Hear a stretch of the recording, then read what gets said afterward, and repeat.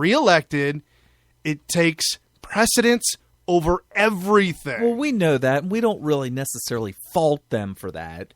It's just the way it's built. It's the way it's set up. So he writes this new book. It's a systemic problem. Voters are incredibly ignorant and know little about our form of government and how it works. He calls him he says that he writes, it's far easier than you think to manipulate a nation of naive, self-absorbed sheep who crave instant gratification. This guy has a lot of contempt for people. The Confessions of Congressman X will be released May 24th. You know what? I would love to know if he has any clue how that may have come to be. I truly believe, and I may be wrong, but it's just my belief, that this is a phenomenon, and I do agree with what he's saying, but I don't think it's always been that way. I think it's a phenomenon that is the direct result of the communists take over the Department of Education, and they've turned it into the propaganda department of propaganda, right. And it's a lot harder to propagandize old wise adults, right? And so what you do is you just teach them at a super, super young age, and you get them totally indoctrinated into the communist system, and you end up with people that would end up electing a communist like Barack Obama. Right. And you're listening to SmithRadio.com, live every Sunday night on SmithRadio.com. You want to be part of the show, 5 p.m. to 8 p.m. Eastern Time, and call in at 772-49-SMITH, SMYTH. And find us on Facebook.com/Smith Radio and at Twitter, where we tweet a lot at Smith Radio. And we're talking about the Congressman Tell-All book, Screw the Next Generation, by anonymous congressman who writes the tell-all. At the very end of this article, post on Daily Mail, in the book it says, we spend money we don't have and blithely mortgage the future with a wink and a nod. Screw the next generation. It's about getting credit now, looking good for the upcoming election. And I'm telling you right, I don't know.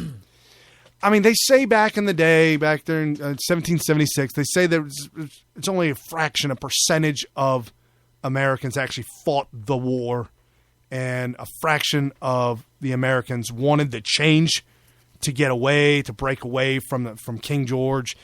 They say a fraction.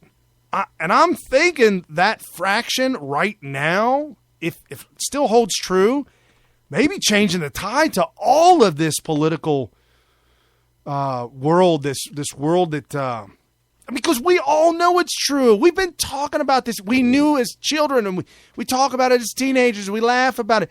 Remember the whole joke about on the space shuttle where they said that the government paid $80,000 for a toilet? On the space shuttle? Yeah, something like that. I mean, just things would come out like that. Oh, yeah. Or they'd spend, $400 for a screwdriver. Right. And, that's very typical. I mean, I saw the prices of things when I was an aircraft mechanic. Oh, speaking of that, as a machinist, my number one complaint as a machinist is that we never have enough tooling or replacement tools or tools. It's a pain.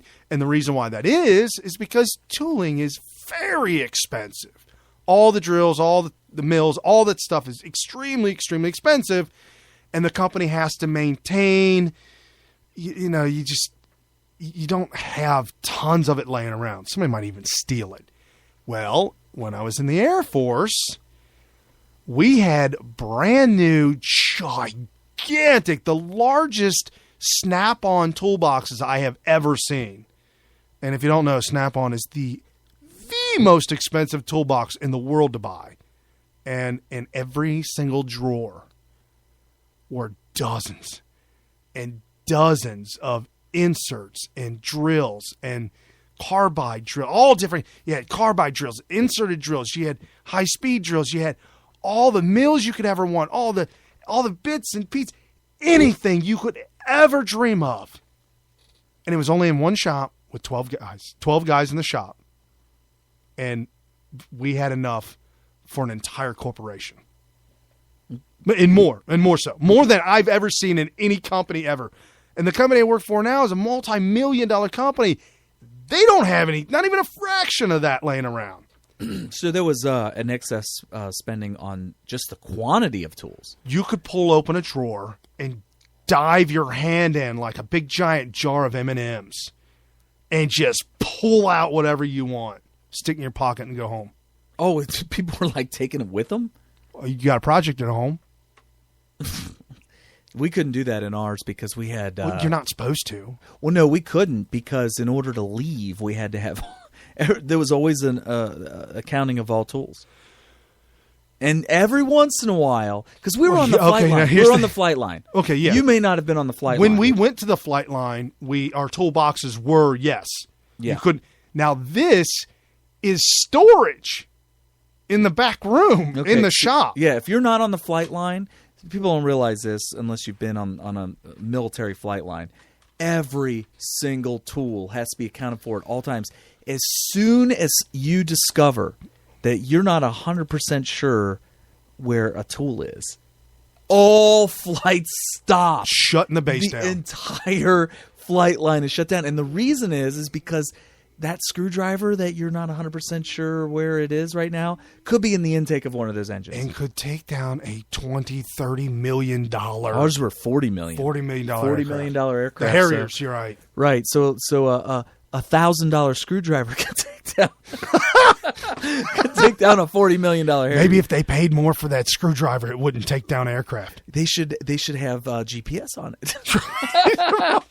So anyway, and everybody walks around with TomToms looking for their screwdrivers. That's a little outdated. Did you hear TomTom's updating their updates? Really? I thought they were done. Dude, I saw a TomTom car drive by me. And I waved at it. I am not lying. I waved at it. How are they even competing? How can they afford the gas to drive around? Check this out. I'm at a red light, and I see the car coming. I'm like, oh, that's the Google car. Oh, that's what I would have thought, too. And as it drove by, I started waving, and then my happy smile, laughing, kind of... slow motion. Fade away. It's not the Google car. And then I got this puzzled look, and I said, Tom? Did it have the hands? Yes. And I said... TomTom?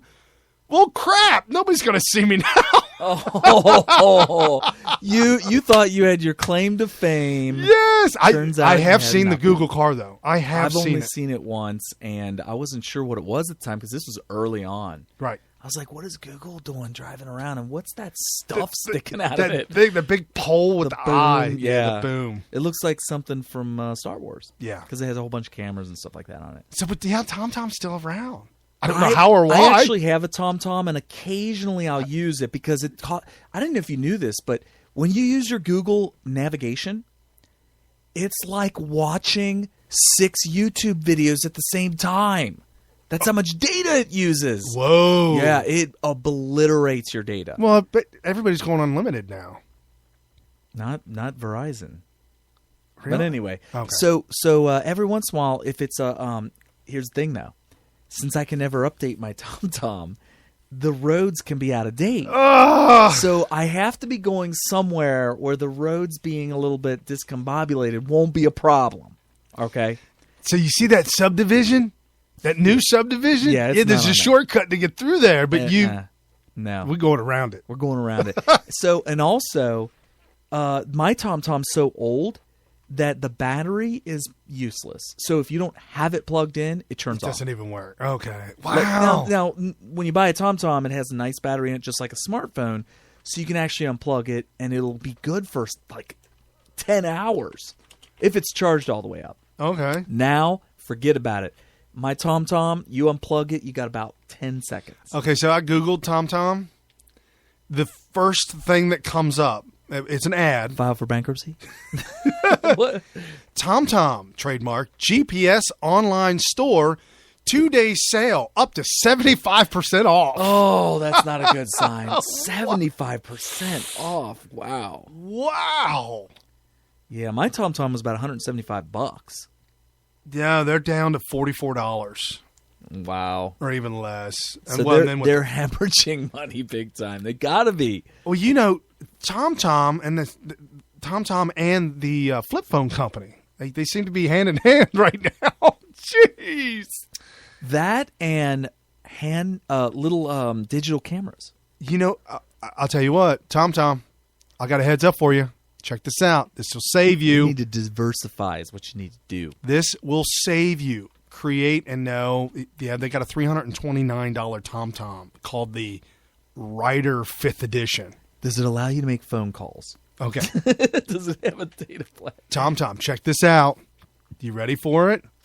This will save your company. Put a video camera on the other side. Oh, copyright By Smith Radio. Good idea, because what are they going to now? The dash cams. Yes. Dash cams. TomTom would be converted into a dash cam map thingy. Map thingy. Navigation And system. you know what? Right here for $89, and if I got 75% off, and it's free shipping, and it had a camera on it, dash cam, I'd buy it. I'd buy it in a heartbeat. I want a dash cam. Yes, I do too. And you can't use your phone because it's just problematic. You got to have a separate device for a dash cam. You could use your phone, but if somebody calls you or Refurbished TomTom. Free. they're giving away for free. There must be a massive cost per month. Free for a limited time only. Returnable 30 days. It's free. It's free. They're giving away TomTom. Free. It's refurbished. They got to get rid of it. They can't just keep it. It costs them money. Costs them money. Oh, it says free shipping too. No, shut up. And they say that, because they're paying so much money to store it in the back room. Their warehouses it just costs too much to rent the space. They got to offload this stuff. Oh, also, you got to pay taxes on inventory. Hold on, my bad. I misread it. It's a free dash mount. It's refurbished, but with a free dash mount. No, the dash mount is refurbished. Sorry to let you down, folks. Oh. Good time. So, hey, you want to... This hour was brought to you by TomTom. Wow. Do you want to touch on a tranny? Or do you want to talk about Obama the troll? Let's go with the tranny. Okay, because the tranny and the troll are both part of one story. Oh, so we're going to hit them both. All right. I'm not going to hit them. You might get hit. You might get hit with one. Barack Hussein Obama. This Friday, which you might have missed because it was on Friday, late Friday. Oh, not on accident either, right? Right. Said that the nation's 100,000 public schools must open their bathrooms and locker rooms to kids of both sexes whenever a single child or teenager announces he or she has the gender identity of the opposite sex. They just have to announce that their gender identity is of the sex that they plan on going into the locker room of. Right. The new rule, which is not law, but is backed. So how they're going to do it if it's not law? It's backed by federal threats to sue and remove funding. So it's almost a law. Well, that's that's how they get the speed. Do you know? I don't know if you know this or not. I might not. Speed limits through all the states. Mm-hmm. Speed limits set by the federal government. Okay. A state that doesn't adhere to what the federal government approves, like if you're out in the desert, it's like 75, might even be 80. 85 maybe. Yeah. Okay. And you got to get approval from the federal government. I heard it went up to 85 in Texas, in the rural parts. You got to get approval from the federal government. Especially in the inner city. And if you that's so you can get out faster than the bullets can get you. Oh, there you go. So the federal government mandates those speed limits, and if you don't adhere to their mandate, they pull federal funding for the roads. Oh, boy. Okay. It's a threat. And not all that, but do you know how all states adhere to the 21-year-old alcohol limit? It used to be 18. Okay. Alcohol limit was 18. Matter of fact, kids fighting in Vietnam protested and said, if I'm old enough to die, I'm old enough to